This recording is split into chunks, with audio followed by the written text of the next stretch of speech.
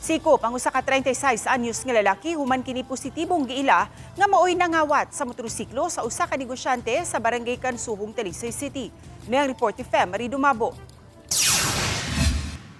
Nasikop kining 36 anyos nga lalaki nga gilang si alias Mike usa ka solar canvasser. Human positibong giila nga maoy nangawat sa motorsiklo sa usa ka negosyante sa Barangay Kansuhong, Talisay City. Nakuhaan og CCTV footage ang pagkuha sa motorsiklo niadtong Pebrero 13 pasado alas 2 sa hapon. Iya sa 27 anyos nga lalaki nga negosyante ang maong motorsiklo. Matud pa nakalimot siya nga nag-ungot pa di ay ang yawi sa iyang motorsiklo sa diyang iya kining gibiyaan. Hinungdan nga yano ra kining gipaandar ug gipadagan sa suspitsado. Pagkabantay niya, pagbalik niya nga wala niyang motor, ni anhi siya diri sa police station to report the incident.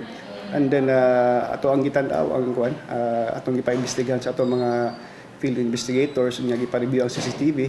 Unya ngadto sa atong pag-review, nakita nato ang suspect. Sa pakisusi sa kapulisan, nailhan ang suspitsado tungod sa tabang sa CCTV sa dapit.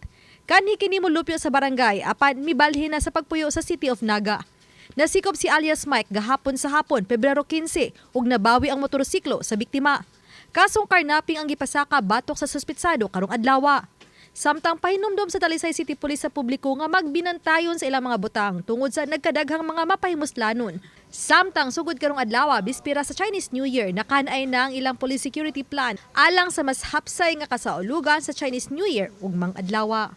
Padayon kita magbinantayon, no, ang mga yawi nga atong gigamit kinahanglan nato gyud tanggalon, wag magpark ta unya ato i-park sa saktong parkinganan. Kini sang magbinantayon sa mga tawo sa atong palibot. Unya ato sang likayan na pagdala sa mga kini mag-display bitaw sa mga mahalon nga gamit sa mga alahas o magbitbit og daghang kwarta katulang kinahanglan nato sa lakaw mo atong agay pagadalhon. Oba ni Godfrey Reliano Grod Prado, Fem Marie Dumabo. Balitang Bisdak.